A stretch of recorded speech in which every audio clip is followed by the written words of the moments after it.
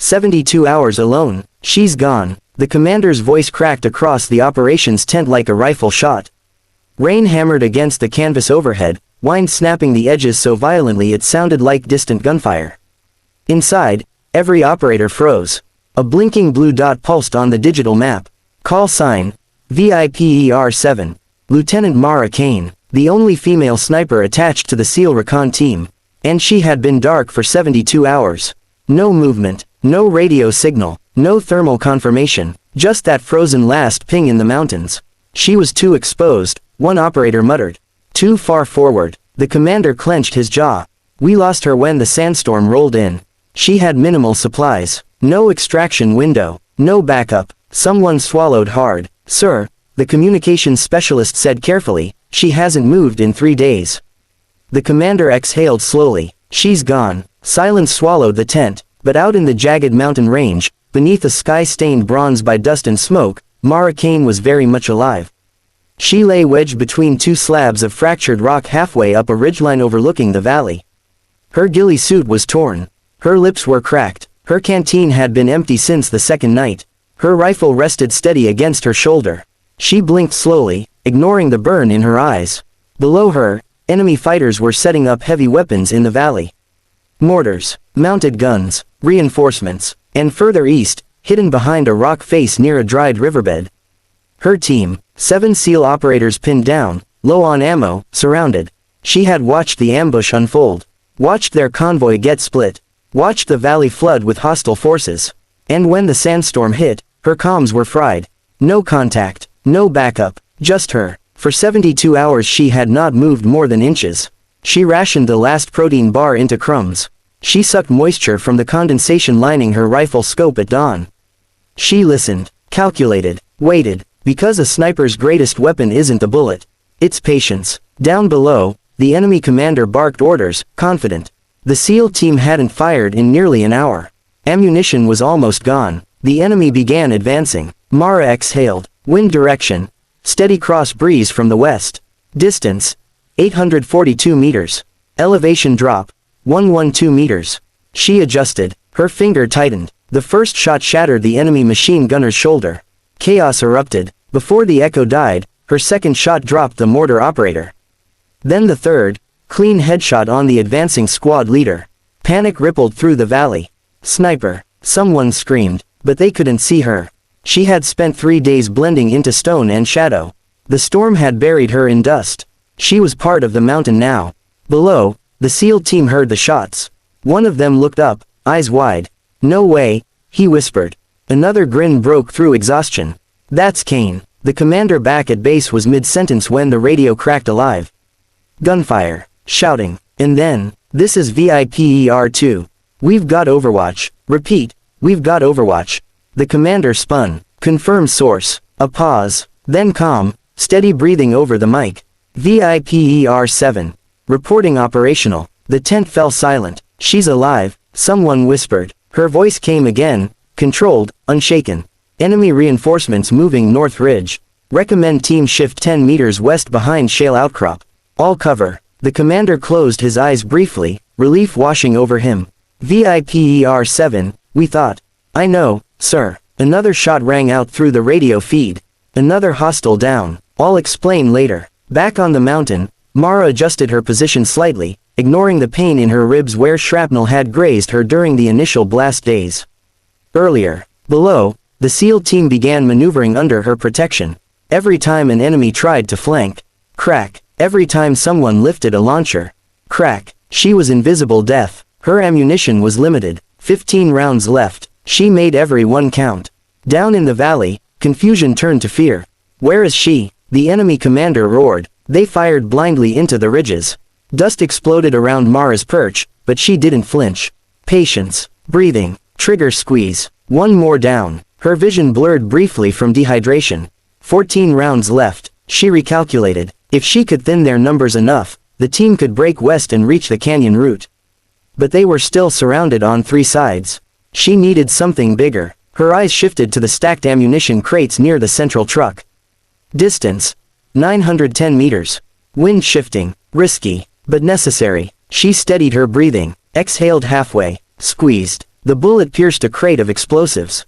A second later, the valley erupted in fire. The blast tore through 2 vehicles and sent fighters scrambling. Smoke billowed skyward. The SEAL team used the chaos to reposition. Back at base, operators stared at the live drone feed in stunned silence. "She's controlling the entire battlefield," someone murmured. The commander's voice softened. She was never gone. On the mountain, Mara's pulse thudded in her ears. 10 rounds left. Below, the enemy began retreating toward the eastern slope. But 3 fighters broke off, climbing toward her position.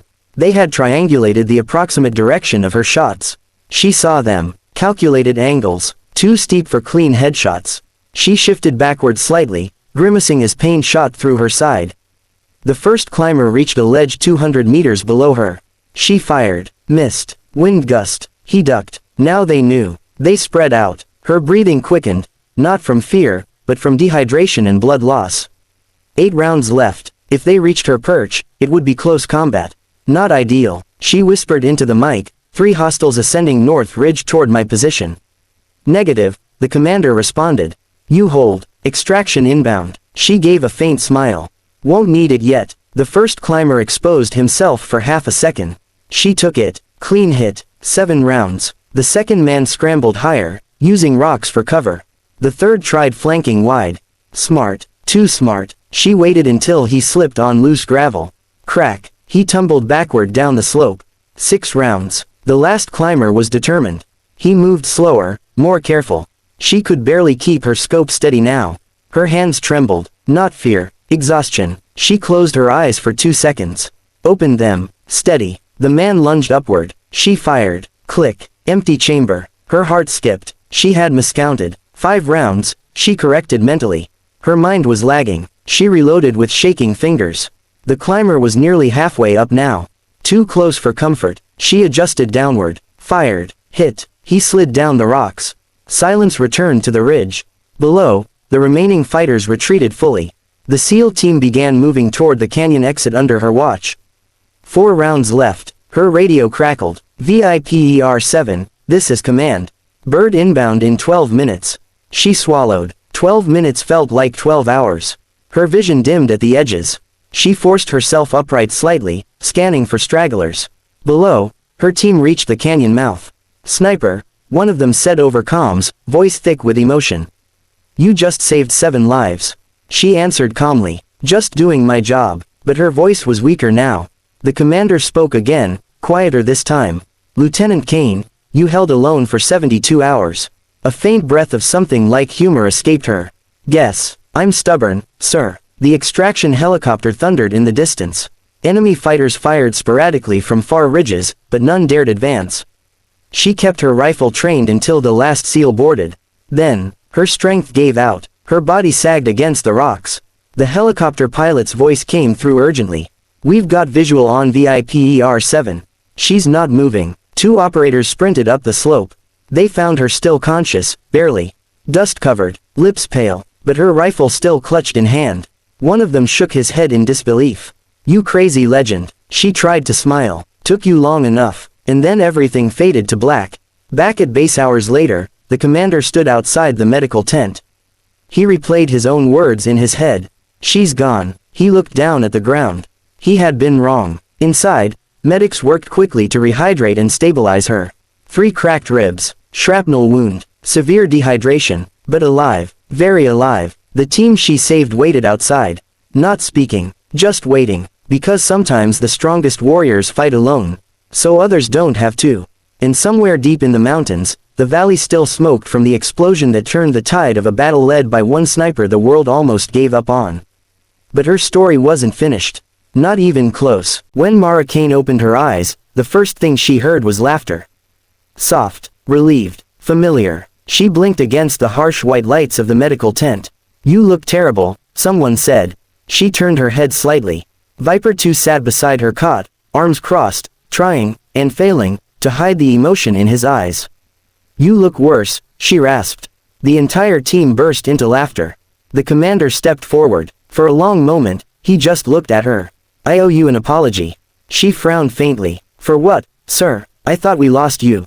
She held his gaze steadily. Sir, snipers don't quit. The tent fell quiet again.